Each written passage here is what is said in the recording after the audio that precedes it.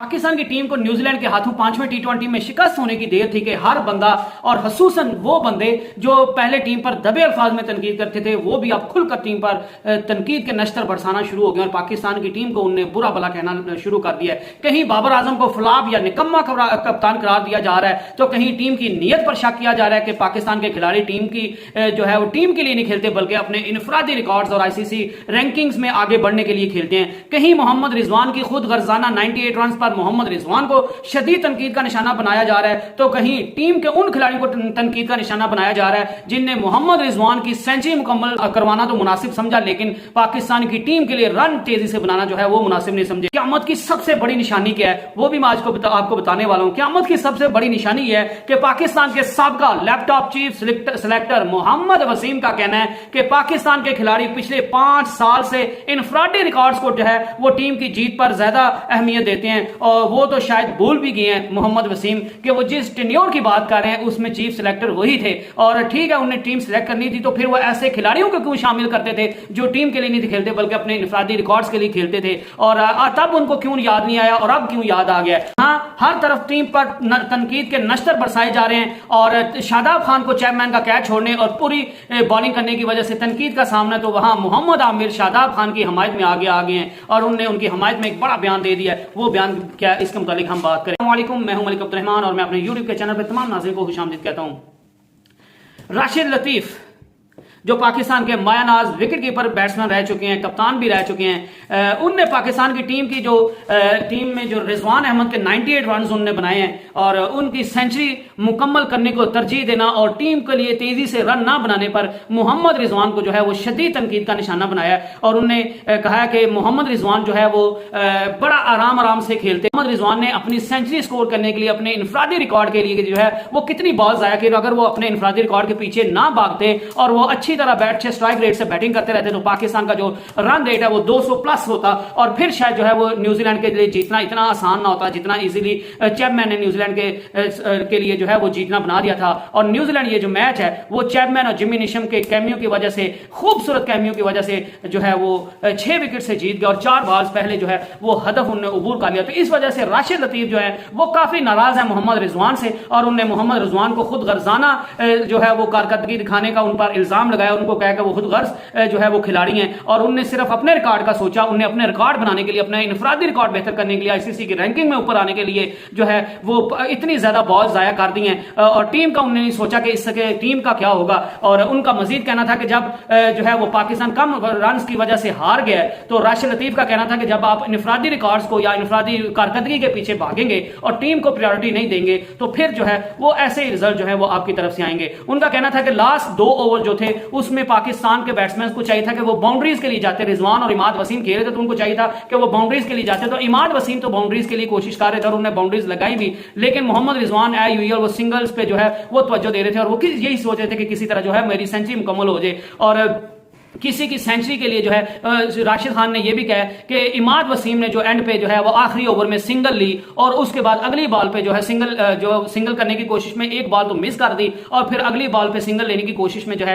वो मोहम्मद रिजवान को striking and पे लाने के लिए जो है वो आउट होकर चले गए और वो 2 बॉल जाया कर दी। और जब आप किसी की सेंचुरी जो है वो मुकम्मल करने के लिए जो है वो खेल रहे हैं तो फिर आपकी तरफ से आपकी टीम को हार ही मिलेगी, फिर आप जीत नहीं सकते। कभी आप तुक्के से तो जीत जाएंगे लेकिन हर मैच में या ज्यादा मैचेस में आपकी हार होगी। और उन्होंने शदीद तहफ़्फ़ुज़ात का इजहार किया कि ये कोई क्लब की क्रिकेट नहीं है, ये पाकिस्तान की क्रिकेट है, ये इंटरनेशनल क्रिकेट है और हमेशा वही टीम जीतती है और हमेशा वही खिलाड़ी कामयाब होते हैं जो अपनी टीम का सोचते हैं, जो टीम के लिए खेलते हैं, अपने इनफरादी रिकॉर्ड्स या अपने इनफरादी आईसीसी रैंकिंग्स के पीछे नहीं भागते। दूसरी तरफ पाकिस्तान के मायानाज विकेट कीपर जो बैट्समैन कामरान अकमल ने बाबर आजम की कप्तानी पर जो है वो शदीद तहफ़्फ़ुज़ात का इजहार किया है और उनने कहा कि बाबर आजम को 4 साल हो गए हैं, उनको अभी तक कप्तानी करनी नहीं आई और उनको अभी तक ये नहीं पता चला कि मैं कहां पे गलती कर रही हूं और वो अपनी गलतियों को सुधारने पर काम भी नहीं कर रहे। उनका मजीद कहना था कि हम अपनी गलतियों की वजह से हारे हैं। बाबर आजम ने बॉलर्स को सही से यूज नहीं किया। जब जिमी निशम और चैपमैन दोनों लेफ्ट हैंडेड खेल रहे थे तो तब जो है वो जो लेफ्ट हैंडेड के खिलाफ जो इफ्तिखार अहमद बड़े लीथल साबित हो सकते थे, बाबर आजम ने उनको तो नहीं लाया लेकिन शादाब खान को ले आए, जो है वो शहीन आफरीदी को ले आए, हारिस रऊफ को ले आए और वो जो है वो जिमी निशम और चैपमैन जो है वो इन खिलाड़ियों को पीटते रहे और उन्होंने 121 रन की कमाल की बारी लगाकर, पार्टनरशिप लगाकर अपनी टीम को 6 विकेट से ये मैच जितवा दिया। और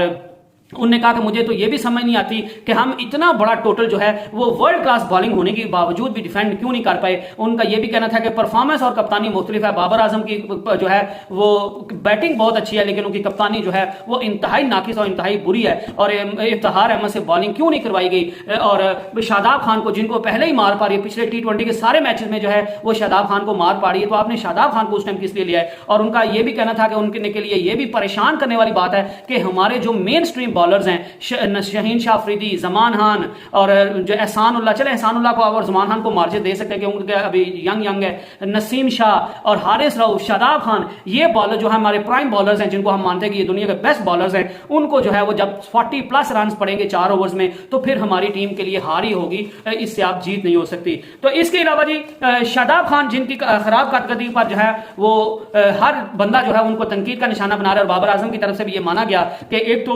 मोहम्मद रिजवान को पहले बाबर आजम कभी नहीं थे मानते कि मोहम्मद रिजवान या मैंने कम स्ट्राइक रेट से रन बनाते हैं, तो अब जो है वो फाइनली बाबर आजम भी मान गए हैं। उनने भी ये मान लिया कि मोहम्मद रिजवान को एंड पे तेजी से रन बनाने चाहिए थे और हम 10 से 15 रन या 20 रन शॉर्ट थे और वही हमें जो है वो नुकसान दिया। क्योंकि आप जब आपके सामने पाकिस्तानियों के पास सामने थी ये बात कि PSL में इन विकेट्स में एवरेज फर्स्ट इनिंग का स्कोर जो था वो 209 था और वो भी चेज हो रहा था 265 250+ रन भी चेज हुए हैं, तो फिर आप 190 कैसे कह सकते थे कि ये एक विनिंग स्कोर है। और फिर आप जो है वो 194 रन बनाने के बावजूद भी कैसे हार गए, ये सब के लिए जो है वो बड़ा सवालिया निशान है। और शादाब खान जिनने चैपमैन का 67 रन पर जो कैच ड्रॉप कर दिया था और उनकी जो बॉलिंग में भी डिप आ गई, उनकी बॉलिंग में भी उनको चैपमैन ने बड़े दिन में तारे दिखाए थे, बल्कि आप कहें कि रात में तारे दिखा दिए थे, पिछली रात में तारे दिखा दिए थे। उनकी बॉलिंग भी कोई खास नहीं चल रही है और उनको चैपमैन इतने इजीली चौके और छक्के लगा रहे थे कि जिस तरह वो उनके सामने क्लब क्रिकेटर बॉलर खेल रहा है, वो इंटरनेशनल लेवल का प्लेयर नहीं है। और शादाब खान नो डाउट जो है वो पाकिस्तान का प्राइम बॉलर है, उसकी तरफ से पाकिस्तान ने उसकी बॉलिंग की वजह से पाकिस्तान ने बड़े मैच जितवाए और उसकी तरफ से अगर इस तरह की परफॉर्मेंस अगर आती है तो फिर ये किसी को भी हजम नहीं होती। लेकिन इसके बावजूद जो है वो मोहम्मद आमिर जो है वो शादाब खान के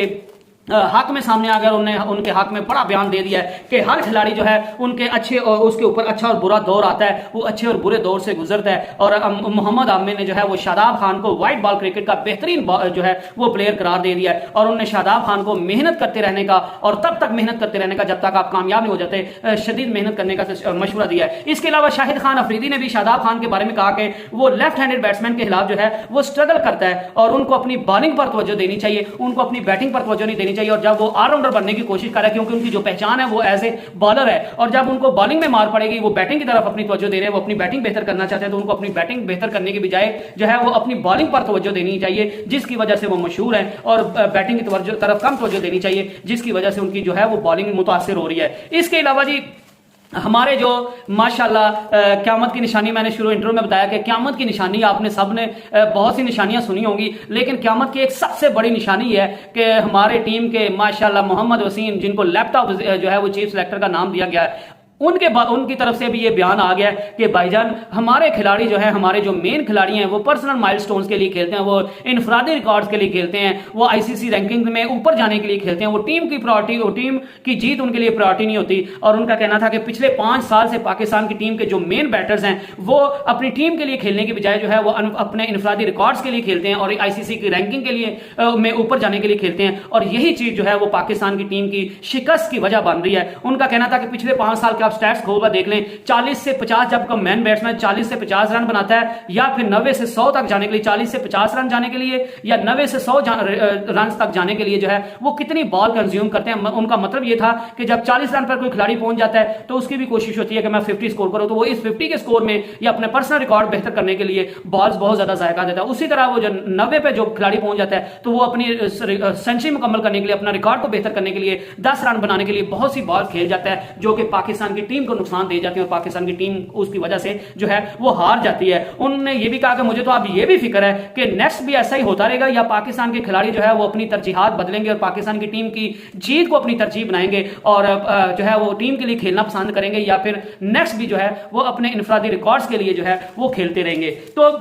अलगर्ज बात करने का लुब्बे लुबाब यह है कि पाकिस्तान की टीम ने जिस तरह की परफॉर्मेंस दिखाई है, खासकर न्यूजीलैंड की जिनको सी टीम कहा जा रहा था, उनकी तरफ से भी पाकिस्तान को जो है वो 5 T20 मैचेस में 2-2 से उन्होंने सीरीज बराबर कर दी, जो उनकी बहुत बड़ी जीत है। और अभी तो पाकिस्तान को जिल्लत में शिकस्त से बचा लिया अल्लाह पाक ने। चौथे T20 में जो है वो बारिश आ गई थी और हेल स्टॉर्म आ गया था, बर्फानी तो जो है वो बर्फ जो है वो ग्राउंड पर गिरना शुरू हो गई थी, ओले पड़ने शुरू हो गए थे, तो उसकी वजह से मैच को कॉल ऑफ कर दिया गया था। नहीं तो शायद उस मैच में भी पाकिस्तान जो है वो हार जाता और न्यूजीलैंड की सीरीज, न्यूजीलैंड ये T20 की सीरीज 3-2 से जो है वो जीत जाता। लेकिन पाकिस्तान ने, अल्लाह पाक ने पाकिस्तान को उस जिल्लत से बचा लिया और पाकिस्तान जो है वो उस जिल्लत में शिकस्त से बच गया, 3-2 की शिकस्त से बच गया, बल्कि 2-2 की सतह पर ये जो सीरीज है ये बराबर हो गई है। तो पाकिस्तान की टीम को वाकई जो है वो अपनी जो है वो गलतियों से सीखना चाहिए, अपनी गलतियों की निशानदही करनी चाहिए। और बाबर आजम की कप्तानी की भी समझ नहीं आ रही। वो एक तो बड़े डिफेंसिव कप्तान लेते हैं, आपने बॉलर्स लगाए हुए हैं, आपने जो है वो जो उनके जो फील्डर्स हैं वो आपने कहीं और लिए होते हैं, आप बॉलिंग बॉलर से कहीं और करवा रहे होते हैं। तो फिर इसी तरह की जो चैपमैन और जिमी नेशम इतनी आसान जो है वो आसानी से चौके और छक्के लगा रहे थे कि जिसकी कोई समझ नहीं थी। इतना ज्यादा जो था वो फील्डर्स के अंदर गैप था कि जिमी नेशम और चैपमैन के लिए चौका लगाना किसी भी सूरत जो है वो मुश्किल नहीं था और वो इजीली चौके लगा रहे थे, गैप्स बना रहे थे। गैप्स बना क्या रहे थे, बल्कि पाकिस्तान के फील्डर्स ने खुद ही गैप्स उनको बना के दिए हुए थे। और जहां पे जिस बॉलर को यूज करना चाहिए था, जो जहां पे सही जो है वो यूज हो सकता था, उस मैक्सिमम उसकी यूटिलिटी हो सकती थी, वहां पे बाबर आजम की तरफ से उन बॉलर्स को यूज नहीं किया गया। और फिर बाबर आजम ने ये कह दिया कि जो जब आपका मैच फंसा होता है तो मैंने सोचा कि मैं अपने मेन बॉलर्स को लाऊं। तो फिर मेरे ख्याल से जो है वो क्या मैं कह सकता हूं। और ये बाबर आजम की कप्तानी पर इसी वजह से जो है वो सारे लोग जो है वो तनकीद का निशाना बना रहे हैं। अभी रिसेंटली तो कामरान अकमल जो है वो वैसे भी उनको तनकीद का निशाना बनाते रहते हैं। शाहिद खान अफरीदी जो है वो उनकी कप्तानी को पसंद नहीं करते, नजम सेठी उनकी कप्तानी को पसंद नहीं करते, मोहम्मद शुएब मलिक ने उनको कप्तानी छोड़ने का फैसला कर दिया। और उनका सबका यही कहना है कि कप्तानी जो है ये एक आसान जॉब नहीं है, इससे बाबर आजम अपनी इंफरादी कारकर्दगी जो है वो भी खराब कर लेंगे। और उनको अपनी इंफरादी कारकर्दगी बेहतर बनाने के लिए जो है वो कप्तानी को छोड़ देना चाहिए, क्योंकि कप्तानी उनके बस की बात नहीं है। और अगर वो 4 साल में ये सारी चीजें कप्तानी सीख नहीं पाए और अभी तक उनको ये नहीं पता चला कि किस जगह पे या किस सिचुएशन में कौन सा डिसीजन लेना है, या किस सिचुएशन में या किस बैट्समैन के सामने किस बॉलर को जो है वो बॉलिंग देनी है, या किस बॉलर्स के सामने या किस सिचुएशन में जो है वो आपने किस बैट्समैन को ऊपर शिफ्ट करना है और किसको नीचे लाना है। अगर 4 साल में बाबर आजम ये नहीं सीख पाए तो फिर 4-5 माह में और जो है वो क्या सीख पाएंगे। और मुझे वाकई अब जो है वो डर लगने लग गया कि वर्ल्ड कप में पाकिस्तान का क्या फ्यूचर है। तो बहरहाल अल्लाह पाक बेहतर करें और हम सब की दुआ है कि पाकिस्तान हमेशा तरक्की करता रहे। Stay blessed and stay tuned. Allah Hafiz.